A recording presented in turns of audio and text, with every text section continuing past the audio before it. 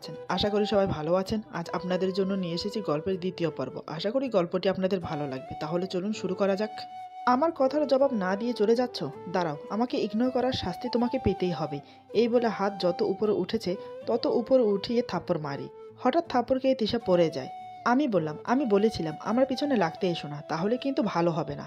তিশা নিচের দিকে তাকিয়ে চোখের পানি ফেলছে। আমি ওর সামনে কোমরে হাত দিয়ে দাঁড়িয়ে আছি। তিশা ভাবছে আমার জানা সত্ত্বে আজ এমন কিছু করিনি যার জন্য মুরাদ রেগে যাবে। তাহলে কি আমাকে তাড়ানোর জন্য এমন করছে? যদি তাই হয়ে থাকে তাহলে আমি এত সহজে হার মানব না। তিশা উঠে দাঁড়ায়, ওড়না দিয়ে চোখের পানি মুছে বলে, তুমি দাঁড়িয়ে কেন? শান্ত হয়ে বসো। আমি বললাম, কি? আমি বসবো, কিন্তু কেন? দেখো, আমি এখনো রেগে আছি। তিশা বলে, তার জন্যই বসতে বলছি, হাদিসে আছে বসলে নাকি রাগ কমে। তুমি বসো প্লিজ। আমি বললাম, তাই বুঝি, ঠিক আছে। এই আমি বসলাম। কই, আমার তো রাগ কমছে না, আরও বেশি বেড়ে যাচ্ছে। তিশা বলে, তাহলে উজু করে আসো।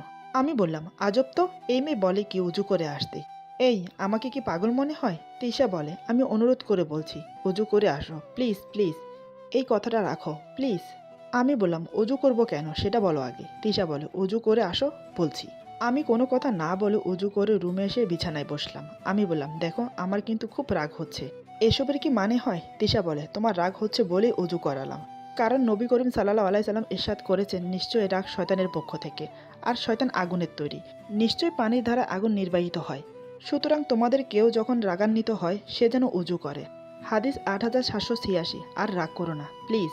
কোরআন ও হাদিসে রাগ দমনের একাধিক উপকারিতা আছে। রাগ দমনকারীদের জন্য জান্নাতের ঘোষণা দিয়ে রসুল সাল্লাল্লাহু আলাইহি সাল্লাম বলেন, তুমি রাগ করবে না, তাহলে তোমার জন্য জান্নাত। হাদিস 21। আমি বললাম, এই তুমি চুপ করবে? তিশা বলে, জি অবশ্যই চুপ করব। চুপ না করলে আমাদের মাঝে অশান্তি সৃষ্টি হবে। আমি বললাম, তোমার জ্ঞানের ভাণ্ডার শেষ হয়েছে নাকি আরও আছে? তিশা বলে, আছে তো অনেক, কিন্তু এখন আর বলবো না, কারণ তোমার রাগ কমেছে। আমি পড়তে বসছি, প্রয়োজন হলে একটু ডেকে নিও। আমি বললাম, তোমাকে না চুপ করতে বললাম? তিশা বলে, জি। এই বলে রুম থেকে চলে গেল। আমি অবাক হয়ে তাকিয়ে আছি আর ভাবছি, এ কেমন মেরে বাবা! এক থাপ্পড়ে মাটিতে পড়ে গেছে, গালে 5 আঙুলের দাগ বসে গেছে। তারপরও কত সুন্দর স্বাভাবিকভাবে কথা বলে গেল। থাপ্পড় খেয়েও কোনো রিয়াকশন করলো না, উল্টো আমাকে হাদিস শুনিয়ে রাগ পানি করে দিয়ে গেল। আর ভাবতে পারছি না, তাই অফিসের কাজ করার জন্য ল্যাপটপ নিয়ে বসি। কিছুক্ষণ পর ঘুমিয়ে পড়লাম। তিশা কখন এসে ঘুমিয়েছে বলতে পারি না। রাত 3টা বাজে মোবাইলের অ্যালার্ম বেজে উঠল। তিশা উঠে পড়েছে। ভয় লাগছে আমাকে ডাকতে, কোনো কারণ ছাড়াই রেগে গেলাম তাই। তবুও মনে সাহস নিয়ে আস্তে আস্তে ডাকলো, কিন্তু আমি উঠলাম না। তিশা মনে মনে বলে, লাট সাহেব যে কি ঘুম যায় বুঝি না। পুরো পৃথিবী উল্টে গেলেও বুঝতে পারবে না এমনভাবে ঘুমায়। যাই হোক, অল্প পানি নিয়ে মুখে ছিটিয়ে দেখি কাজ হয় কি না। এই ভেবে পানি ছিটিয়ে দিল। পানির ছিটা পড়তেই আমি উঠে পড়ি, কিন্তু কিছু বললাম না। উঠে উজু করতে চলে গেলাম। তিশা বলে, যাক আল্লাহ বাঁচালে, এখন আর রেগে নেই। তারপর দুজন মিলে নামাজ পড়ে নিলাম। নামাজ শেষ করে ঘুমিয়ে পড়ি।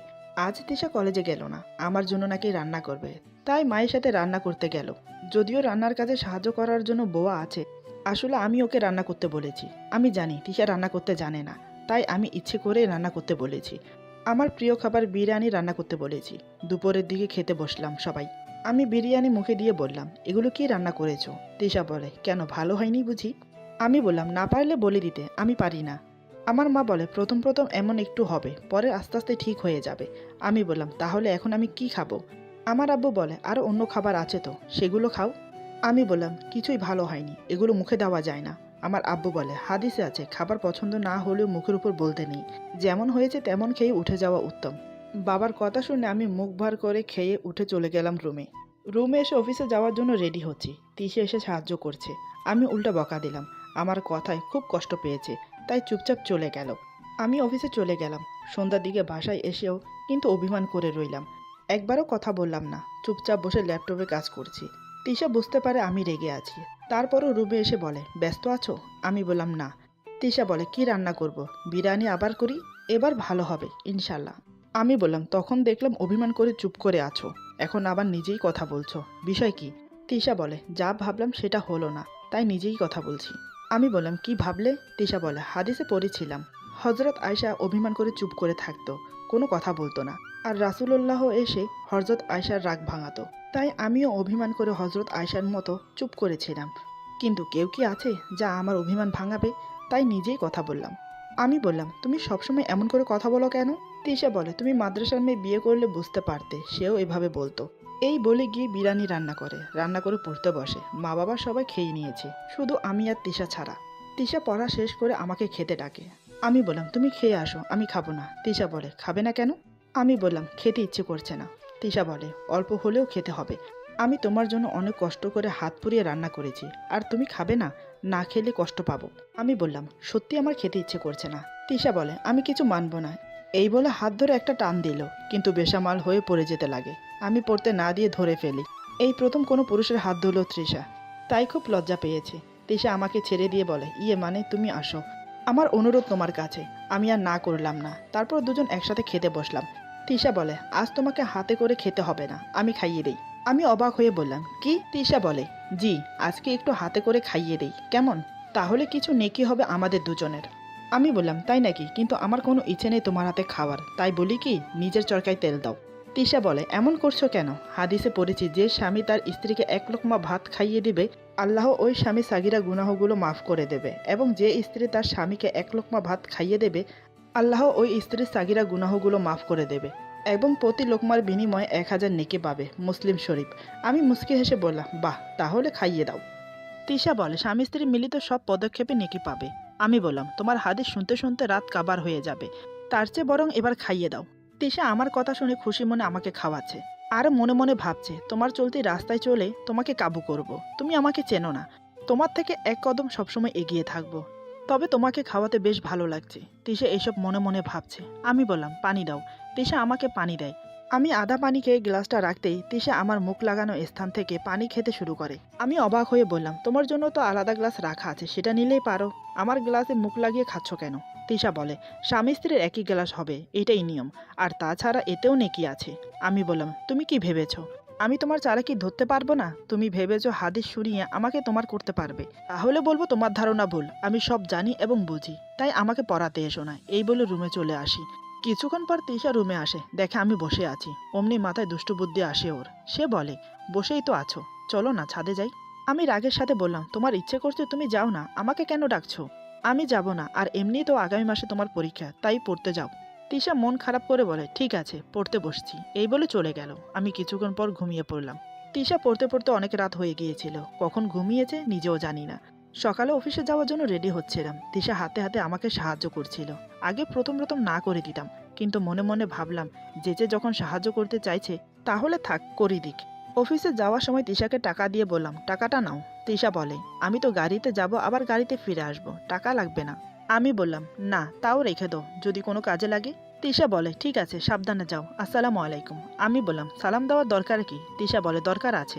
হাদিসে পড়েছি বাড়ি যাওয়ার সময় স্ত্রী তার স্বামীকে সালাম দেয়, তাহলে সে ঘরে কখনো শয়তান প্রবেশ করতে পারে না, এবং সবসময় রহমত ও বরকত নাজিল হতে থাকে, কখনো ঝগড়া বিবাদ হয় না সেই ঘরে। আবু দাউদ, তিরমিজ। আমি মুস্কি হেসে বললাম ও আচ্ছা, ওয়ালাইকুম সালাম, এই বলে চলে গেলাম। তৃষা আমার দিকে তাকিয়ে মুস্কি হাসছে। তারপর তৃষা কলেজে গিয়ে রাইসার সাথে কলেজের মাঠে বসে আছে। রাইসা বসে বলে এবার বল কি এত ভাবছিস? তৃষা বলে কি আর ভাববো। রাইসা বলে মুরাদের কি খবর, ও কি মেনে নেবে?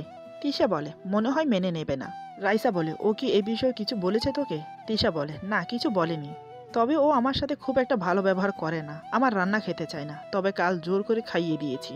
রাইসা হেসে বলে ভালো করেছিস, এভাবে লেগে থাক, একদিন না একদিন মজনু লাইলির কথা বলবেই বলবে। এরপর আরও কিছুক্ষণ কথা বলে ক্লাস শেষ করে বাসায় চলে আসে।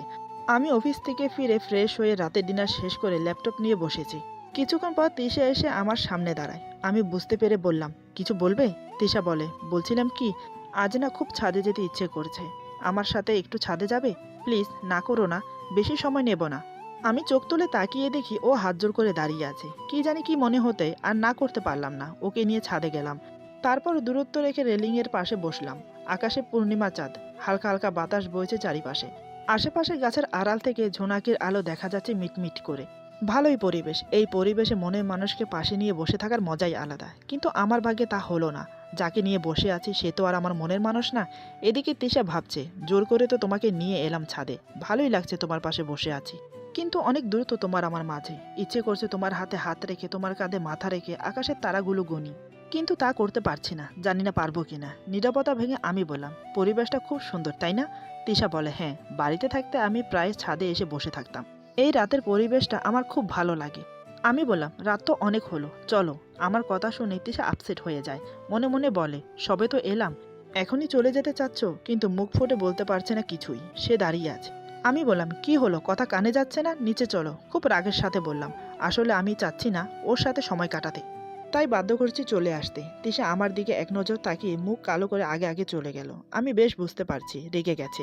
তাতে আমার কি, আমিও চলে গেলাম নিজের রুমে। এভাবে বেশ দিন কাটতে লাগলো। তিশা অনেক কিছু করেছে আমাকে নিজের করে পাওয়ার জন্য। জানি না কি তাল খিচুড়ি পাকাচ্ছে। তবে আগের মতো আমি খারাপ ব্যবহার করি না, কেন জানি না। একদিন বিকেলে আমি অফিসে, তিশা আনমনা হয়ে ছাদে গিয়ে বসে বসে বসে আমার কথাই ভাবছে। হঠাৎ করে পুকুরের পাশের ফ্লাইটের বেলকনিতে নজর গেল। একটা যুবক আর একটা যুবতী, সম্ভবত ওরা স্বামী স্ত্রী। বেলকনিতে দুইজন বসে গল্প করছে। মেয়েটার কোলে মাথা রেখে কিছু একটা বলছে ছেলেটা। মেয়েটাও অনেক খুশি, দেখতে অনেক ভালো লাগছে। কিন্তু এসব দৃশ্য দেখে তিশার খুব খারাপ লাগছে। সে মনে মনে ভাবছে, আজকে আমার জীবনও এমন দিন আসতে পারতো, কিন্তু আসেনি। চোখের কোণে না চাইতেও জল চলে আসে। আর দাঁড়িয়ে থাকতে পারছে না সে, তাই রুমে চলে আসলো। অজু করে নিল, নামাজ পড়ে আল্লাহর কাছে সাহায্য চাইবে বলে।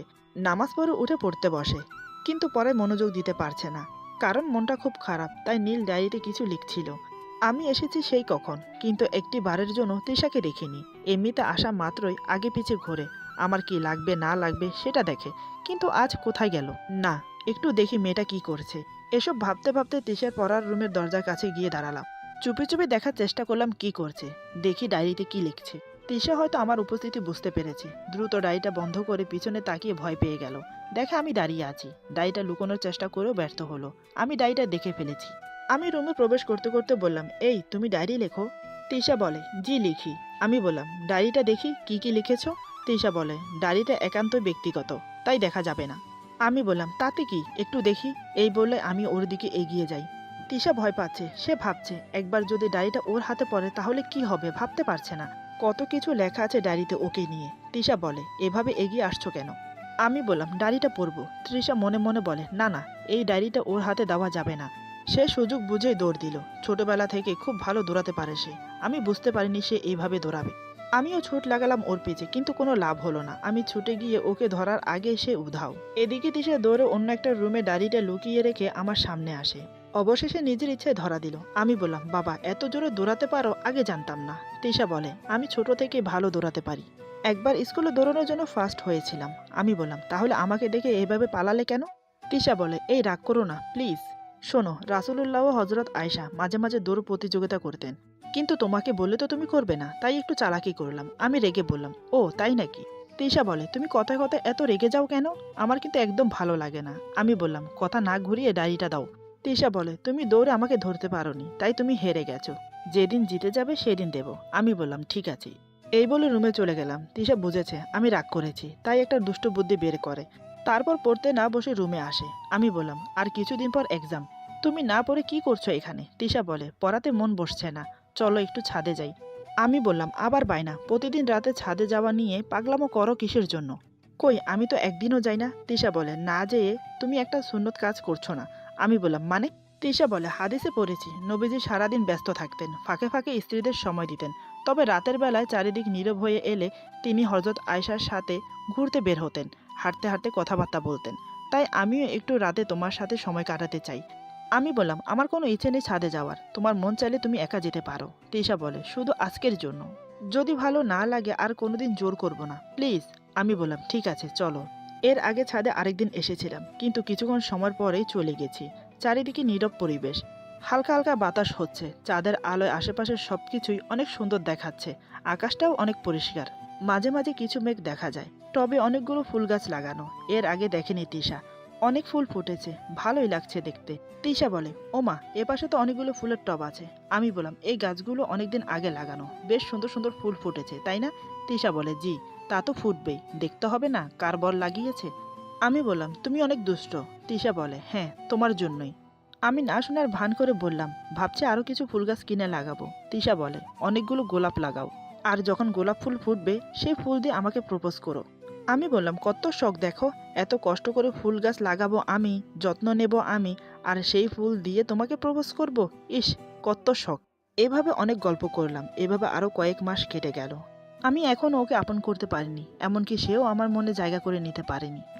একদিন মুখের উপর পানির ছেটা পড়ল। তাহাজ্জুদের সময় হয়ে গেছে মনে হয়। চোখ খুলে দেখি তিশা সবেমাত্র গোসল করে এসে চুল আঁচড়াচ্ছে। ভেজা ভেজা শরীর আর পানি পড়া চুল দেখে এক প্রকার ক্রাশ খেলাম। মেয়েদের নাকি ভেজা গায়ে অনেক সুন্দর লাগে। আজ তা নিজের চোখে দেখছি। সত্যি অসাধারণ লাগছে। ওর ঘন কালো লম্বা চুলের পানির ছেটায় আমার ঘুম ভেঙে গেছে। তৃষা একটুও বুঝতে পারেনি। কতক্ষণ সময় ধরে যে তৃষার সুদীর্ঘ চুলের দিকে তাকিয়ে আছি নিজেও জানি না। হঠাৎ তৃষা আমার দিকে তাকিয়েছে। একদম চোখাচোখি পড়ল। তৃষা বলে, কি দেখছো এভাবে? আমি বললাম, কিছু না। তৃষা বলে, আজ এত দ্রুত চলে এলে যে, শরীর খারাপ নাকি? আমি বললাম, না, তবে একটু মাথা ব্যথা করছে। তৃষা এই কথা শুনে পাশে এসে বসে বলে, মাথা টিপে দেই? আমি বললাম, দাও। তৃষা বলে, আমার কোলে মাথা রাখো। আমি বললাম, কি? তোমার কোলে মাথা রাখবো কেন? তৃষা বলে, রাখলে সমস্যা কোথায়? আমি বললাম, না, আমি বালিশে মাথা রাখি আর তুমি টিপে দাও। তৃষা বলে, তাহলে তুমি একটা সুন্নত মিস করবে। আমি বললাম, তাহলে মাথা রাখতেই হবে? তৃষা বলে, জি, রাখতে হবে। এরপর আমি বাক্য ব্যয় না করে তৃষার কোলে মাথা রেখে শুয়ে পড়লাম। তৃষা খুশি মনে মাথা টিপে দিচ্ছে। অন্যরকম একটা ভালো লাগা কাজ করছে। দিন দিন ওর প্রতি দুর্বল হয়ে পড়ছি। ওর চুলের মিষ্টি গন্ধ আমার নাকে এসে লাগছে। আমাকে আরও ব্যাকুল করে দিচ্ছে। ইচ্ছে করছে এখন ওকে জড়িয়ে ধরে আদর করি। না, আমি তা করব না। রাতে তো মগ্নহীনভাবে ঘুমায়। তখন আদর করা যাবে। কিন্তু এটা কি আমি ঠিক করছি? ওর অজান্তেই ওকে আদর করছি, যেটার জন্য ও ব্যাকুল হয়ে থাকে। কত অজুহাতে ও আমাকে কাছে টানে। আমি সব বুঝেও না বোঝার ভান করে থাকি। আচ্ছা, ও ডায়েরিতে কি লিখছে? আমাকে নিয়ে লিখছিল নাকি আমার আগেও কেউ ছিল ওর জীবনে? না, আমি এসব কি ভাবছি? কালো বলে যে মেয়েকে কেউ বিয়ে করে না, তার সাথে আবার কে প্রেম করবে? তাও ভাগ্যিস আমার মা বাবার কারণে আমার মতো ছেলের বউ হয়েছে। আমি তৃষার কোলে মাথা রেখে এসব ভাবছি। হঠাৎ তৃষা বলে, এখন কেমন লাগছে? আমি বললাম, এখন ঠিক আছে। এই বলে উঠতে যাব, তৃষা আবার আমাকে ওর কোলে শুইয়ে দেয়। আমি বললাম, কি করছো? মাথার ব্যথা কমে গেছে তো? তৃষা বলে, আরেকটু দেই, তাহলে একেবারে চলে যাবে। আমার সংকোচ হচ্ছিল দেখে উঠে যাচ্ছিলাম, কিন্তু তৃষার কথায় চুপ করে শুয়ে রইলাম। আমার কাছেও যে ভালো লাগছে। ওকে বুঝতে দেব না বলেই উঠে যাচ্ছিলাম। এভাবে আরও কিছুক্ষণ মাথা টিপে দিল। তারপর রাতের খাবার খেয়ে এসে শুয়ে পড়লাম। কিছুক্ষণ পর তৃষা এসে বলে, তুমি কি ঘুমিয়ে গেছো? আমি বললাম, না। কেন, কিছু বলবে? তৃষা বলে, বাইরে কি সুন্দর চাঁদের আলো, ছাদে যাব। তুমিও চলো না আমার সাথে? আমি বললাম, আজ আমার ইচ্ছে করছে না, তাই বলছি ছাদে যাওয়ার প্রয়োজন নেই, শুয়ে পড়ো। অনিচ্ছা থাকা সত্ত্বেও তৃষা শুয়ে পড়ে। আমি তো এটাই চেয়েছিলাম। ও যত তাড়াতাড়ি ঘুমিয়ে পড়বে তত তাড়াতাড়ি আমি ওকে কাছে পাবো। সারাদিনের ক্লান্তির কারণে শোয়া মাত্রই ঘুমিয়ে পড়ে তৃষা। কিছুক্ষণ পর শিওর হওয়ার জন্য ওর মুখের উপর হাত নাড়িয়ে দেখলাম সত্যি ঘুমিয়েছে কিনা। না, গভীর ঘুমে তলিয়ে গেছে। তারপরও আরও কিছুক্ষণ ওয়েট করলাম, কিন্তু আমার কাছে যেন অনেক সময় হয়ে গেছে। আমি ওয়েট করছি, আর পারছি না। ধীরে ধীরে এগিয়ে এসে ওকে বুকে টেনে নিলাম। গভীর নিঃশ্বাস টেনে চুলের ঘ্রাণ নিতে লাগলাম। ওর মাথায় চুমো খেলাম। ওর ঠোঁটে নিজের ঠোঁট মিশিয়ে তৃষ্ণা নিবারণ করতে লাগলাম। সারা শরীরে হাত বুলাতে থাকি। কত নরম ওর শরীর, না ছুলে বুঝতেই পারতাম না। এভাবে কতক্ষণ ধরে যা আদর করেছি আমি নিজেও জানি না। কিন্তু আধা ভালোবাসা ইতি টানতে হয়, পুরো ভালোবাসা হয়ে ওঠে না। তাই নিজেকে সরিয়ে নিয়ে এলাম। তারপর এটা সেটা ভাবতে ভাবতে ঘুমিয়ে পড়ি। আজও তৃষা কিছু টের পায়নি। সকালে ঘুম থেকে উঠে যখন মুসকি মুসকি হাসছি, তখন তৃষা বলে, কি ব্যাপার, সকাল থেকে দেখছি তুমি মুসকি মুসকি হাসছো, কেন হাসছো জানতে পারি? আমি বললাম, কিছু না। এই বলে অফিসে চলে গেলাম। আজও অফিস থেকে এসে তৃষাকে দেখতে পেলাম না। মনে হয় পড়ার রুমে। আমি ধীরে ধীরে দরজার কাছে এসে দাঁড়াই। উকি মেরে দেখি ডায়েরি লিখছে। জানি না কি করে আমার উপস্থিতি টের পেয়ে যায়। এমনিতে অন্য কোনো সময় টের পায় না। তৃষা যখন বুঝতে পারে দরজায় কেউ দাঁড়িয়ে আছে, তখন সে পিছন ফিরিতেই দেখে আমি দাঁড়িয়ে আছি। তৃষার হাতে ডায়েরি। কিন্তু এবার দরজার মুখে দাঁড়িয়ে আছে আমি। পালানোর কোনো পথ নেই। আমি রুমে প্রবেশ করতেই তৃষা দৌড় দিল, সাথে আমিও। এবার আমি ওর আগে গিয়ে দাঁড়াই। আমি বললাম, সোনামণি, এবার ডায়েরিটা দাও। তৃষা বলে, যদি না দেই তবে? আমি হেসে বললাম, দৌড় প্রতিযোগিতায় আমি জিতেছি, তাই আমি ডায়েরিটা পাবো। তৃষা কান্না সুরে বলে, এভাবে জিতলে কেন? আমি বললাম, যাই হোক, এবার শোধ দিলাম। তৃষা বলে, কিসের শোধ? আমি বললাম, তুমি ওই দিন যে হাদিস বলেছিলে সেটা আমি আজ পূরণ করলাম। তৃষা বলে, কোনটা? আমি বললাম, হজরত আয়শা বলেছেন, একদিন নবীজি আমাকে বলেন, চলো দৌড় প্রতিযোগিতা করি। আমরা দৌড়ালাম, আমি জয়ী হলাম। কিছুদিন পর আবার প্রতিযোগিতা দিতে বলেন। এবার তিনি জয়ী হলেন। মুস্কি হেসে বলেন, এটা সেদিনের বদলা, শোধবোধ। আবু দাউদ। এখন বুঝেছো কিসের শোধ নিলাম? এখন লক্ষ্মী মেয়ের মতো ডায়েরিটা দাও। এই বলে আমি ওর দিকে এগিয়ে যাব। অমনি সে আবার দৌড় দেওয়ার ব্যর্থ চেষ্টা করলো। আমি ধরে ফেলি। হঠাৎ ধরে যা করলাম তা দেখে তৃষা মুখ লুকায়। সে ভাবতে পারেনি এমন কিছু হবে। তার চেয়ে বেশি আমি অবাক হয়ে গেলাম। এরপর যা হলো। আজকের গল্প এখানে সমাপ্ত। গল্পের বাকি অংশ পেয়ে যাবেন আগামী পর্বে। আশা করি গল্পটি আপনাদের ভালো লাগবে। যদি ভালো লাগে তাহলে লাইক, কমেন্ট এবং সাবস্ক্রাইব করে আমাদের পাশে থাকুন। পাশে থাকা বেল আইকন প্রেস করে দেবেন, তাহলে আমাদের নিত্য নতুন ভিডিও আপনাদের কাছে পৌঁছে যাবে। আর বন্ধুদের কাছে বেশি বেশি করে শেয়ার করবেন। সবাই ভালো থাকবেন, সুস্থ থাকবেন। আল্লাহ হাফেজ।